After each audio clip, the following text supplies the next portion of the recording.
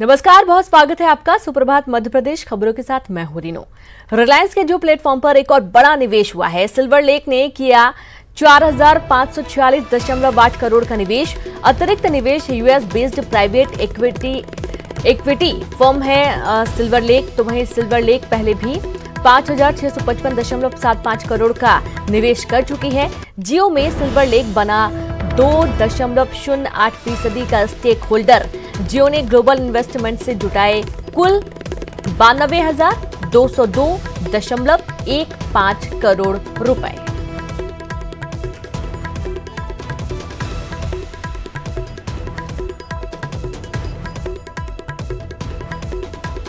तो रिलायंस के जियो प्लेटफॉर्म पर एक और बड़ा निवेश हुआ है।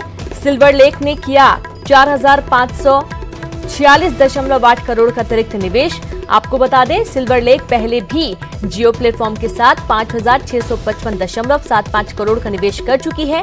जियो में सिल्वर लेक बना 2.08% का स्टेक होल्डर। जियो ने ग्लोबल इन्वेस्टमेंट से कुल 92,202.15 करोड़ जुटाए हैं। US based private equity firm है सिल्वर लेक। सिल्वर लेक ने पहले भी 5655.75 करोड़ का निवेश कर चुकी है। और एक बार फिर से एक बड़ा निवेश रिलायंस के जियो प्लेटफॉर्म के साथ सिल्वर लेक ने एक बार फिर से 4546.8 करोड़ का अतिरिक्त निवेश किया है। तो आपको ये भी बता दें कि US based private equity firm है सिल्वर लेक, जिसने निवेश किया है। और अब तक जियो में कई सारे निवेश हो चुके हैं और कुल जो ग्लोबल इन्वेस्टमेंट है, जो कुल निवेश किए गए हैं, वो 92,202.15 करोड़ का है। और इस तरीके से जियो ने सबसे ज्यादा निवेश करवाए हैं। तो देखा जा सकता है कि जब 5655.75 करोड़ का निवेश हुआ था, उसके बाद और भी बड़ी कंपनियों ने जियो प्लेटफॉर्म के साथ निवेश किया था। और एक बार फिर से सिल्वर लेक ने 4546.8 करोड़ का अतिरिक्त निवेश किया है।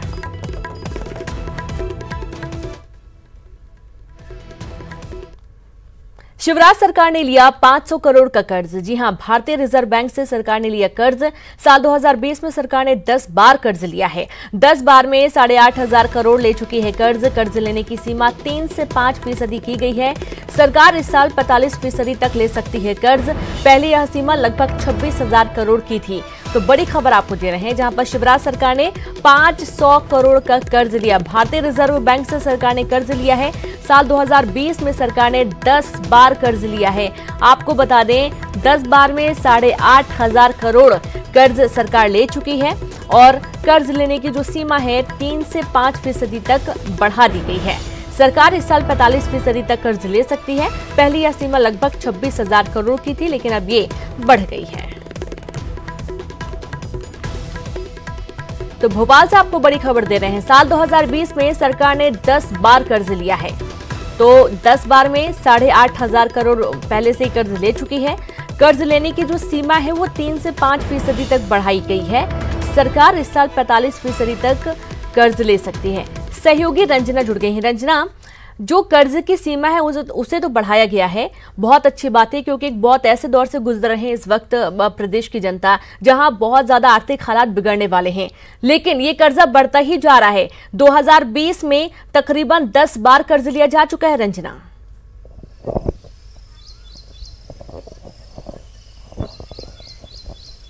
जी रेनू, बिल्कुल कोरोना संक्रमण काल के दौरान बहुत सारी जो योजना है वो अटकी हुई है। रेवेन्यू भी उतना नहीं आया जितना आना चाहिए था, क्योंकि 2 महीने का लॉकडाउन रहा है। ऐसे में अब जो विकास की परियोजनाएं हैं उनको पटरी पर लाने के लिए जो कर्ज की ज़रूरत पड़ी, और यही वजह है कि सरकार ने अब जो परियोजनाओं को फिर से पटरी पर लाने के लिए 500 करोड़ का कर्जा लिया। हालांकि कर्ज की सीमा बढ़ाई गई है, लेकिन जो योजनाएं बहुत सारे महीनों से लंबित पड़ी हुई थी, जिन पर बहुत सारा पैसा खर्च किया जाना है, उन मदों पर अब इस कर्ज का जो पैसा लिया गया उससे खर्च किया जाएगा। यानी एक बार फिर से जो विकास की रफ्तार है उसको पटरी पर लाने की कोशिश की जा रही है। और यही वजह कि कर्जा लिया जा चुका है। हालांकि ये बड़ी बात है कि बीते साल जो अभी इस साल 2020 में सरकार ने करीब 8 बार कर्जा लिया। इससे पहले जब कमलनाथ सरकार थी तो भी बार बार कर्जा लिया गया। तो यही कहा गया था कि बहुत सारा जो कर्जा है भाजपा सरकार छोड़ के गई, और यही वजह है कि अब जो अकाउंट है सरकार का, खजाना है जो सरकार का वो खाली हो चुका है। ऐसे में अब विकास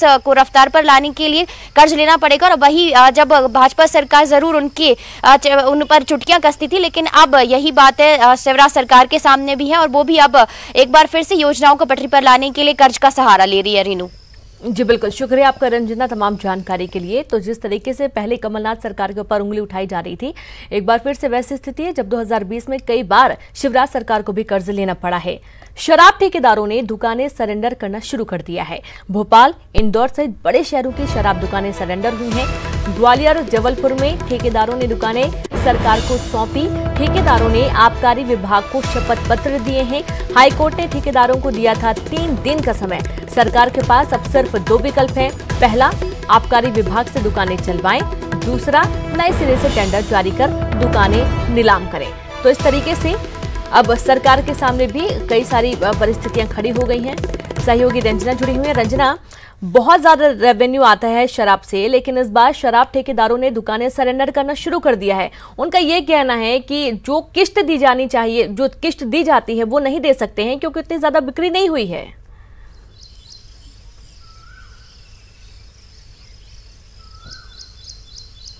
जी रेनू, बिल्कुल जिला प्रशासन ने एक आदेश दिया था जिसमें कहा गया था कि शराब दुकानें अब खुल सकती हैं। बावजूद इसके जो शराब दुकान संचालक है उन्होंने अपनी दुकानें नहीं खोली क्योंकि मामला हाई कोर्ट में था और वो उस फैसले का इंतजार कर रहे थे। लेकिन अभी भी जब स्थिति स्पष्ट नहीं हुई है तो ऐसे में जो शराब दुकानदार हैं उन्होंने अपनी दुकानें सरेंडर कर दी हैं और आबकारी विभाग को अपने शपथ पत्र भी दे दिए हैं। लेकिन फिर भी आबकारी विभाग अभी हाई कोर्ट के डिसीजन का इंतजार कर रहा है। जब उनका जो भी आदेश आएगा उसके बाद ये जो शराब दुकानें, जो भी शराब दुकान संचालकों ने जो सौंपी है, सरेंडर की है, उस पर विचार किया जाएगा कि आखिर क्या किया जाना है, कि नए सिरे से दुकानों की नीलामी की जाएगी, नए सिरे से दुकानों के टेंडर किए जाएंगे। क्योंकि जो शराब दुकान संचालक है उनका यही कहना है कि 2 महीने से उनकी दुकानें बंद हैं और अब तक जो लाइसेंस फीस वसूली जा रही है वो माफ की जाए, लेकिन माफ नहीं की जा रही है क्योंकि पर डे की अगर लाइसेंस फीस की बात कही जाए तो शराब दुकानदारों को 3.5 करोड़ लाइसेंस फीस देनी होती, जो कि बहुत ज्यादा है। क्योंकि अभी इस वक्त जबकि शराब दुकानें बंद हैं तो कोई बिक्री नहीं हुई है, कोई रेवेन्यू जनरेट नहीं हुआ है, कोई 3.5 करोड़ की जो राशि है लाइसेंस फीस वो जमा कराने में सक्षम नहीं है। ऐसे में इन्हीं बातों का तर्क दिया जा रहा था, सुनवाई नहीं हो रही थी। ऐसे में अब प्रदेश भर के जो शराब दुकान संचालक हैं उन्होंने अपनी दुकानें सरेंडर कर दी। ऐसे में अब देखते हैं 3 दिन बाद क्या फैसला आता है हाईकोर्ट की तरफ से या फिर जो सरकार है वो क्या फैसला लेती है। रेनू जी बिल्कुल, बहुत बहुत शुक्रिया आपका रंजना तमाम जानकारी के लिए। तो देखना होगा कि हाईकोर्ट के फैसले के बाद सरकार क्या कदम उठाती है। ये बहुत जरूरी है कि शराब की दुकानें खुले, लेकिन शराब ठेकेदार इस वक्त ये कह रहे हैं कि वो लाइसेंस का जो पैसा वो नहीं दे सकते हैं। अगली खबर का रुख करते हैं। राज्यपाल के कुलपतियों के साथ बैठक आज होने वाली है। राज्यपाल लालजी टंडन राजभवन में बैठक लेंगे। विश्वविद्यालयों में परीक्षा की तैयारियों पर चर्चा होगी। अंतिम सेमेस्टर की परीक्षाओं की भी समीक्षा की जाएगी। तो अहम जानकारी दे रहे हैं आपको भोपाल से, जहां पर आज राज्यपाल के कुलपतियों के साथ बैठक होगी। राज्यपाल लालजी टंडन राजभवन में बैठक करेंगे। अंतिम सेमेस्टर की परीक्षाओं की भी समीक्षा होगी। विश्वविद्यालयों में परीक्षा की तैयारियों पर चर्चा होगी।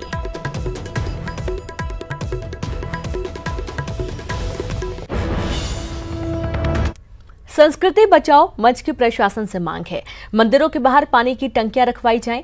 हाथ धोने के लिए रखवाई जाएं टंकियां। हाथ सैनिटाइज होने के बाद मंदिर में प्रवेश पर रोक रहे। सैनिटाइजर में अल्कोहल होने से आपत्ति जताई गई है। 8 जून से खुलने हैं धार्मिक स्थल। सैनिटाइजर की व्यवस्था पर पुजारियों को आपत्ति है। आज शाम को गृह मंत्री को ज्ञापन सौंपा जाएगा। तो चूंकि अब दिक्कत यह है कि पुजारियों का कहना है कि यदि वो सैनिटाइजर से हाथ धोकर जाते हैं मंदिर के अंदर तो उसमें अल्कोहल की मात्रा होती है जो कि अशुद्ध नहीं माना जाता है और इस वजह से उन्होंने आपत्ति जताई है। सैनिटाइजर की व्यवस्था पर पुजारियों को आपत्ति है और इसके चलते आज गृह मंत्री को ज्ञापन सौंपेंगे। हाथ धोने के लिए पानी की टंकियां रखवाई जाएं मंदिरों के बाहर, ये कहना है पुजारियों का। और साथ ही हाथ सैनिटाइज होने के बाद मंदिरों में प्रवेश पर रोका जा रहा है। सैनिटाइजर का उपयोग करेगा तो सैनिटाइजर में अल्कोहल होता है और हम शराब का सेवन करने के पश्चात मंदिर में किसी भी भक्त को प्रवेश नहीं देते हैं। तो हमारा यह कहना है कि शासन को इसकी व्यवस्था करनी चाहिए। बैरिकेडिंग और सैनिटाइजर की नहीं, हाथ धोने की मशीनों की व्यवस्था शासन को करनी चाहिए। चम्मच से प्रसाद दिया जाता है, चरणामृत चम्मच से दिया जाता है और प्रसाद को दूर से हाथ में दिया जाता है। मंदिरों में गर्भगृह में किसी का भी प्रवेश निश्चित नहीं होता, सिर्फ मंदिर के पुजारी, मुख्य पुजारी ही गर्भगृह में प्रवेश करते हैं। शासन के निर्देशों का हम पालन अवश्य करेंगे, लेकिन सैनिटाइजर का उपयोग करके मंदिर में कोई भी प्रवेश नहीं करे, ऐसी शासन को सुनिश्चितता करनी चाहिए। उपचुनाव के रण के लिए प्रभारी नियुक्त किए गए। बीजेपी ने 24 सीटों पर प्रभारी नियुक्त किए हैं। उपचुनाव वाली सीटों पर प्रभारियों की नियुक्ति हुई। 24 सीटों पर विधानसभा प्रभारी नियुक्त किए गए हैं। अनूपपुर के लिए संजय पाठक और राजेंद्र शुक्ल, सांवेर के लिए मिंदोला और इकबाल सिंह गांधी विश्वास सारंग को अशोकनगर की जिम्मेदारी दी गई है। ग्वालियर नगर देखेंगे गौरीशंकर बिसेन और जयंत मलैया। तो इस तरीके से उपचुनाव के रण के लिए प्रभारी नियुक्त कर दिए गए हैं। बीजेपी ने 24 सीटों पर अपने प्रभारी नियुक्त कर दिए हैं। उपचुनाव वाली सीटों पर प्रभारियों की नियुक्ति हो चुकी है।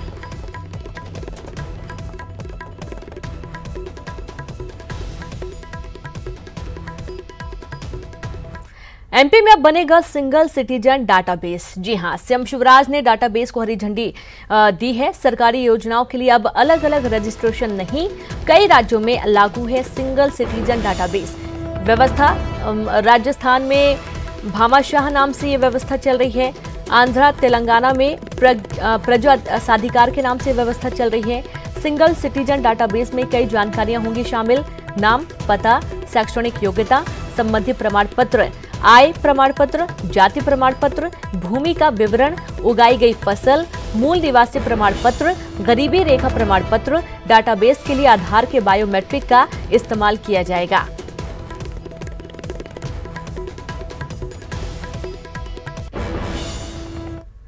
बीजेपी का मेगा डिजिटल अभियान आज से शुरू होने वाला है। मोदी सरकार 2.0 के 1 साल पूरा होने पर अभियान शुरू कर रही है और आज से 10 जून के बीच 120 वीडियो कॉन्फ्रेंसिंग होगी। वरिष्ठ नेताओं की 13 कॉन्फ्रेंस से आज होगा शुभारंभ। केंद्रीय मंत्री नरेंद्र सिंह तोमर, राष्ट्रीय उपाध्यक्ष प्रभात झा, महामंत्री कैलाश विजयवर्गीय, केंद्रीय मंत्री प्रहलाद पटेल और प्रदेश अध्यक्ष वीडी शर्मा वीडियो कॉन्फ्रेंस के जरिए जनता से जुड़ेंगे। मोदी सरकार के 1 साल की उपलब्धियां गिनाई जाएंगी।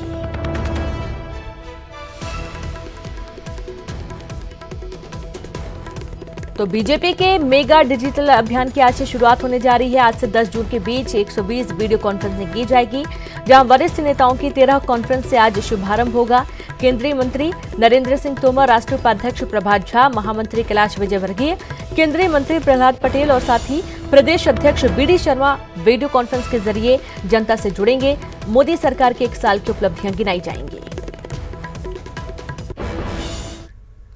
इंदौर में अब कमजोर हो रहा कोरोना। जी हां, 1135 सैंपल की जांच में सिर्फ 35 सैंपल पॉजिटिव पाए गए हैं। अब तक कुल पॉजिटिव मरीजों की संख्या 3722। स्वस्थ हुए मरीजों का आंकड़ा भी 2300 के पार हुआ है।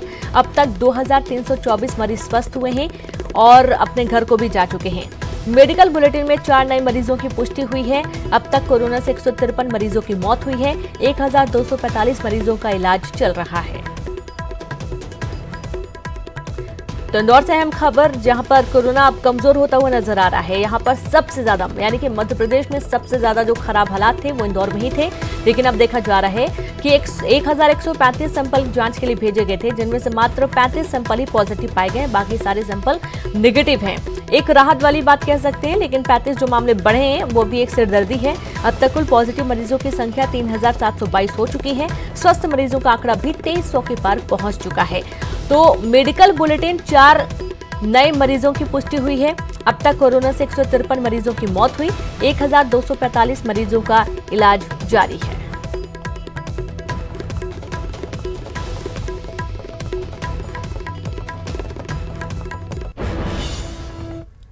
तो एमपी में कोरोना के 56 नए मामले सामने आए हैं। इंदौर में 35 और भिंड में 14 नए मामले सामने आए हैं। खंडवा में 2 मामले, अनूपपुर में 2 मामले और श्योपुर में 3 नए मामले देखे गए हैं। इस तरीके से आपको बता दें कि एमपी में अब तक 9126 कोरोना के केस हैं। 5930 मरीज यहां पर ठीक हुए हैं। 391 मरीजों की मौत हुई है। इंदौर की बात करेंगे, 3722 पॉजिटिव केस, जहां उज्जैन में 707 पॉजिटिव केस हैं। जबलपुर में 268 कोरोना मामले हैं और साथ ही भोपाल में 1730 कोरोना पीड़ित मरीज हैं। ग्वालियर में 186 पॉजिटिव केस पाए गए हैं।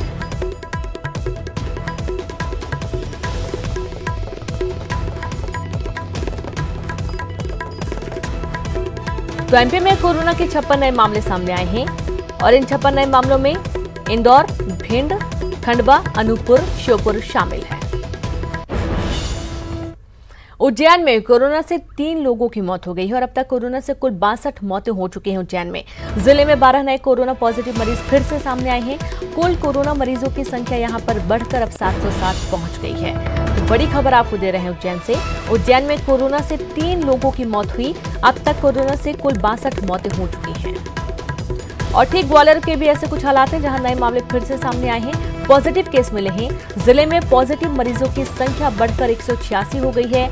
जिले में अब तक कुल 3 लोगों की मौत हो चुकी है। 104 मरीज यहां पर स्वस्थ होकर घर भी लौटे हैं।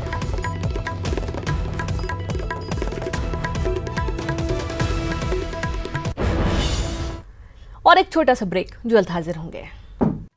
ब्रेक के बाद एक बार फिर से आप सभी का स्वागत है। 3 आईएएस अधिकारियों की नई पदस्थापना की गई है। बड़ी खबर आपको दे रहे हैं भोपाल से। दिनेश जैन शाजापुर के नए कलेक्टर बने हैं। पंकज राग को विशेष आयुक्त समन्वय बनाया गया है। अजय सिंह गंगवार सचिव नगरीय विकास एवं आवास बनाए गए हैं। भोपाल से बड़ी जानकारी है, जहां पर 3 आईएएस अधिकारियों की नई पदस्थापना की गई है और इस पदस्थापना में दिनेश जैन शाजापुर के नए कलेक्टर बने। पंकज राग को विशेष आयुक्त समन्वय बनाया गया। अजय सिंह गंगवार को सचिव नगरीय विकास एवं आवास बनाया गया है।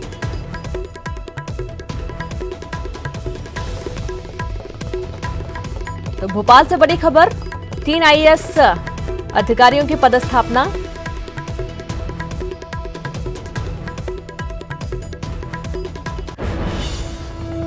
प्रदेश उपचुनाव को लेकर सियासत तेज हो चुकी है। सियासत के दौर में कोरोना की नेताओं को शायद फिक्र नहीं है। 3 तस्वीरें आप देखिए। इंदौर, भोपाल, सीहोर की तस्वीरें हैं, जहां सोशल डिस्टेंसिंग की खुलेआम धज्जियां उड़ाई गई। नेता चुनाव के चक्कर में कोरोना को भूल गए, उनमें कोरोना का डर नहीं रहा। इंदौर बीजेपी ऑफिस में 500 कार्यकर्ताओं की बैठक हुई। ये बैठक सांवेर उपचुनाव को लेकर बुलाई गई थी, जिसमें सांसद, मंत्री, विधायक तक शामिल हुए। वहीं दूसरी तस्वीर भोपाल की है, जहां ग्वालियर के बीजेपी नेता बालेंदु शुक्ल कांग्रेस में शामिल हुए और इस दौरान किसी ने भी सोशल डिस्टेंसिंग का ख्याल नहीं रखा। वहीं तीसरी तस्वीर सीहोर की, जहां कांग्रेस नेता दिग्विजय सिंह पहुंचे थे। भीगते अनाज को लेकर मंडियों का दौरा किया और इस दौरान उनके साथ भीड़ भी नजर आई और यहां भी सोशल डिस्टेंसिंग की धज्जियां उड़ती नजर आईं।